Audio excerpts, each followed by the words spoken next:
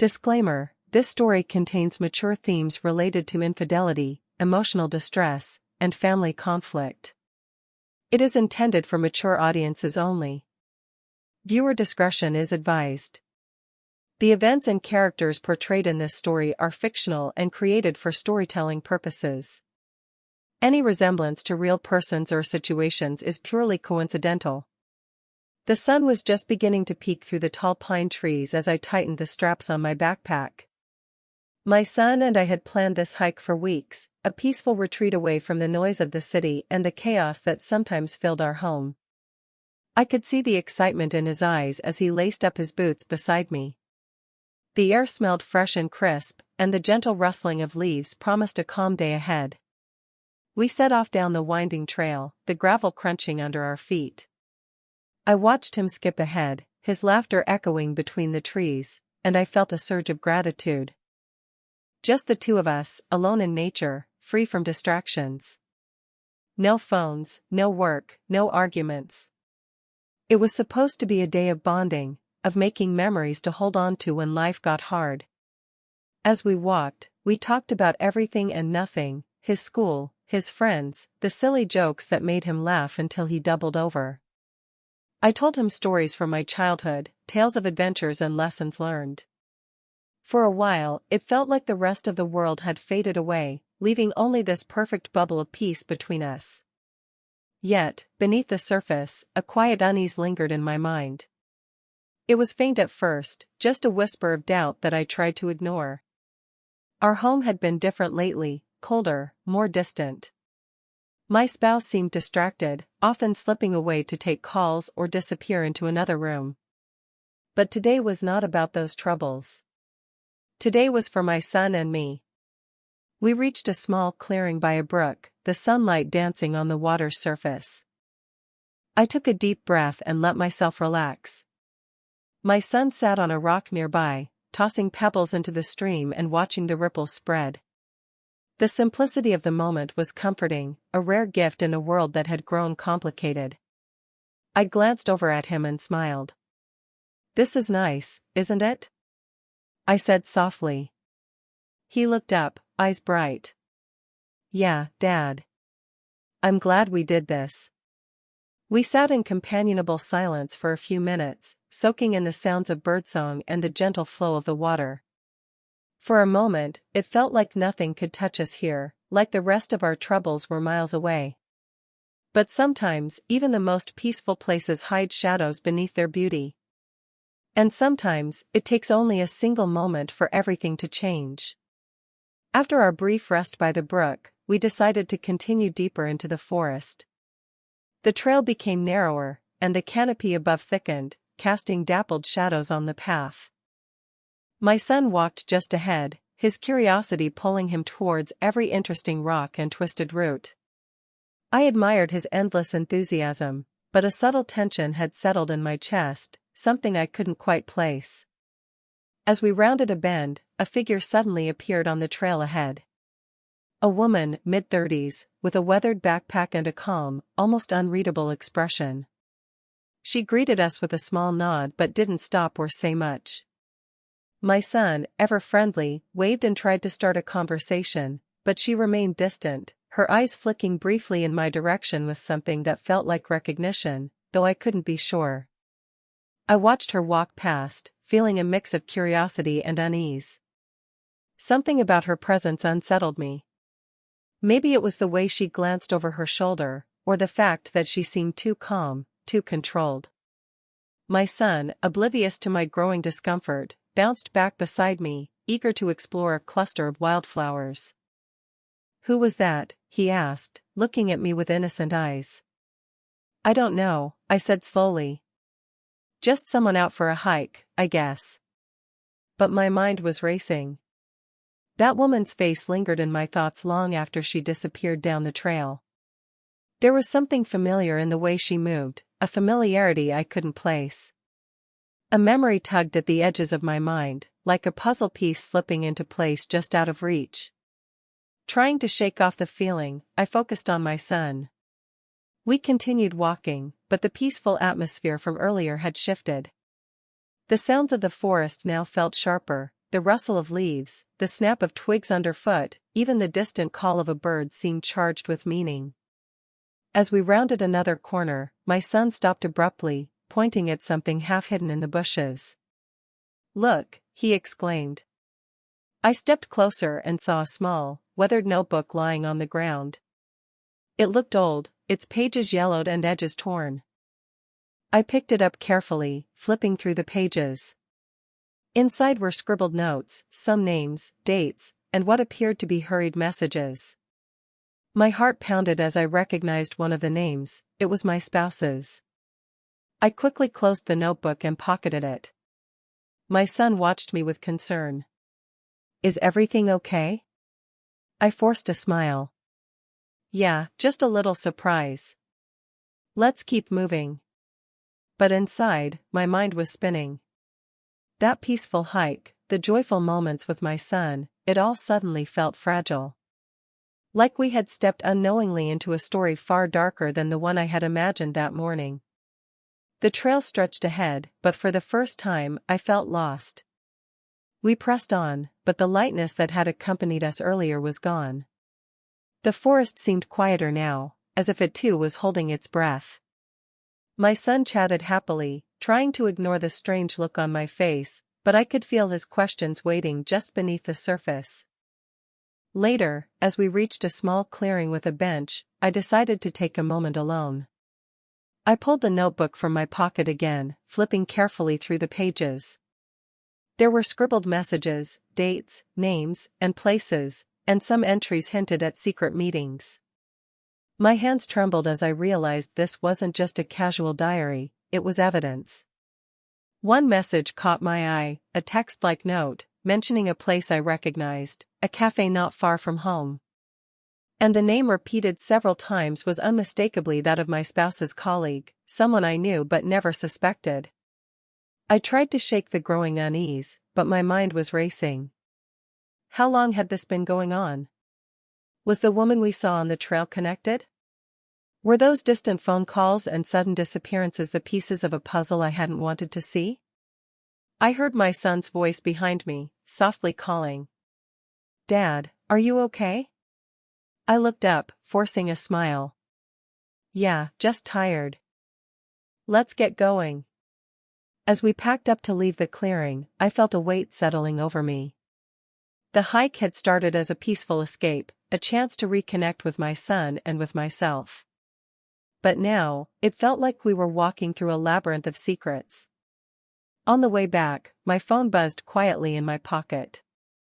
I ignored it at first, but then the screen lit up again, an incoming message. I glanced at it and my heart skipped a beat. The sender was my spouse. The message was brief: "We need to talk. It's urgent." I swallowed hard. That peaceful day, the simple joy of being alone with my son, it was about to shatter. And I wasn't sure if anything would ever be the same again. The moment I read the message, a knot tightened in my stomach. We were still on the trail, but the peacefulness of the day had dissolved into a heavy cloud of dread. I looked over at my son, who was happily skipping ahead, unaware of the storm brewing inside me. I wanted to protect his innocence for as long as possible, but I knew the truth was unavoidable. After we got home, I sat down in the quiet living room, my heart pounding as I waited for my spouse to come in. When they finally did, the tension between us was palpable.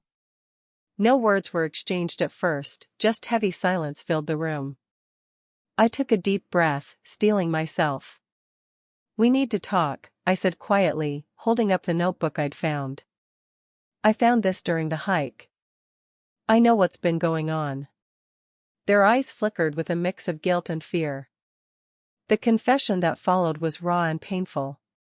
My spouse admitted to an affair, a secret that had been hidden behind smiles and excuses. They spoke about loneliness, mistakes, and regret, but the damage was done. I tried to process it all while glancing at my son, who was playing quietly in the next room, unaware of the heartbreak unfolding. My world, once so stable, was cracking at the edges. The person I trusted most had betrayed that trust, and the peaceful hike with my son suddenly felt like the calm before a devastating storm.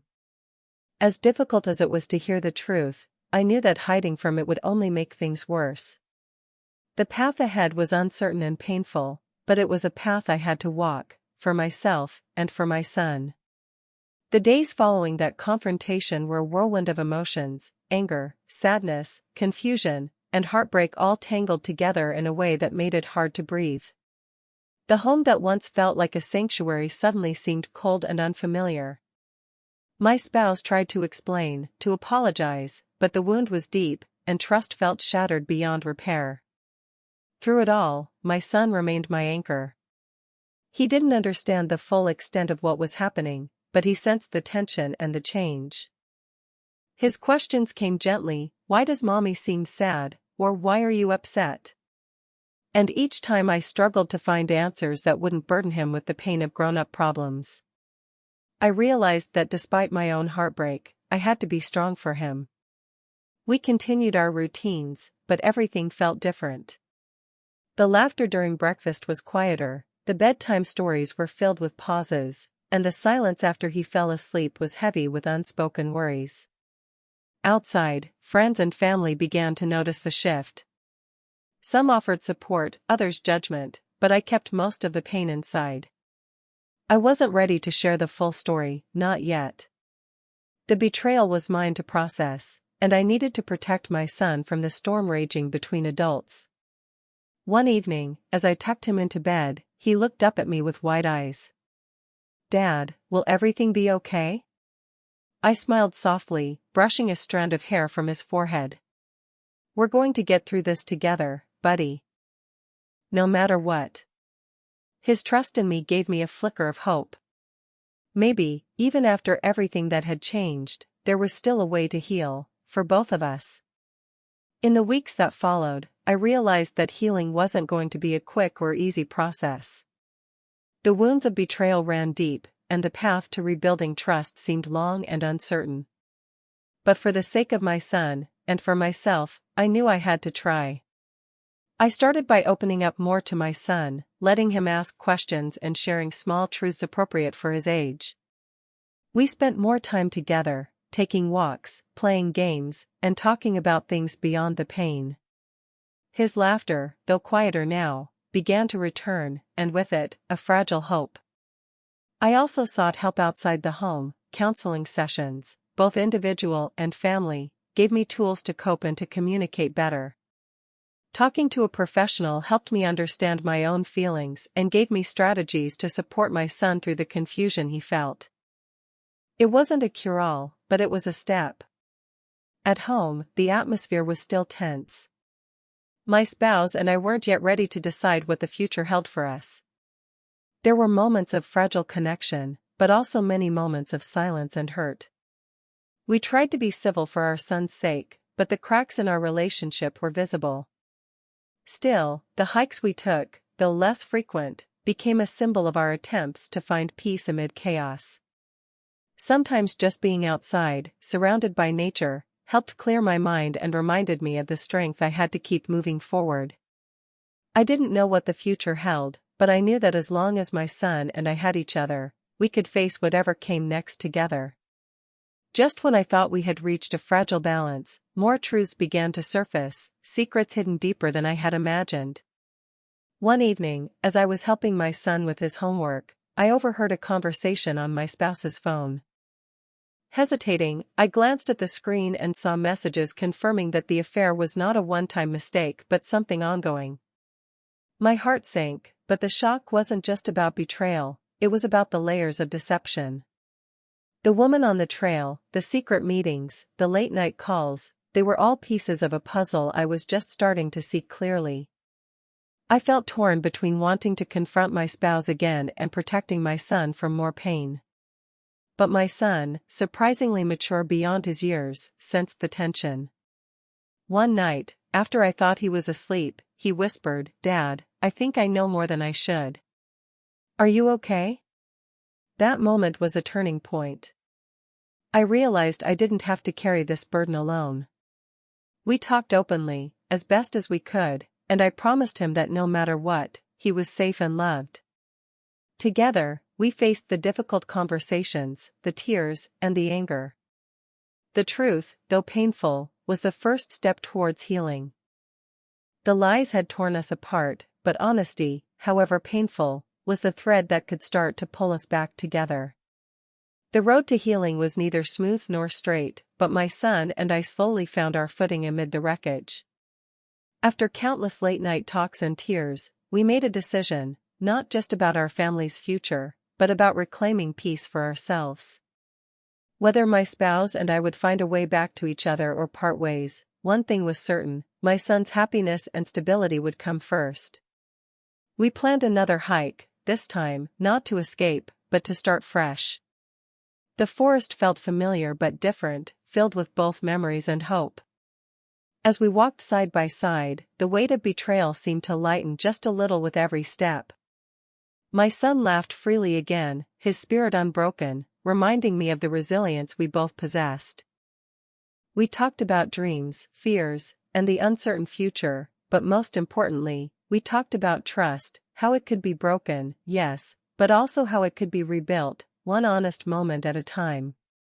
That day, under the vast sky and amidst the whispering trees, I realized that even the deepest wounds could heal, and sometimes, the darkest moments could lead to new beginnings. We were alone, yes, but stronger than ever before. And in that solitude, we found hope.